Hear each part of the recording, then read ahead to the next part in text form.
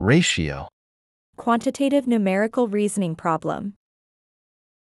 Let us understand the mathematical concept.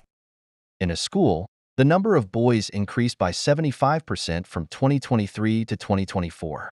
If there were 200 boys in 2023, what is the ratio of the number of boys in 2023 to the number of boys in 2024? Let's work out a solution. Calculate the increase. 75% of 200 boys is equal to 0.75 times 200 equals 150 boys. Find the number of boys in 2024. 200 boys original plus 150 boys increase equals 350 boys in 2024. Write the ratio. Ratio of boys in 2023 to 2024 equals 200, 350.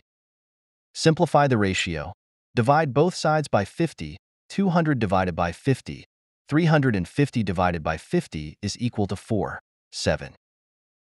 Therefore, the ratio of boys in 2023 to 2024 is 4 to 7. Thanks for investing your time. Every attempt counts, and your willingness to try is valued. Have a nice day.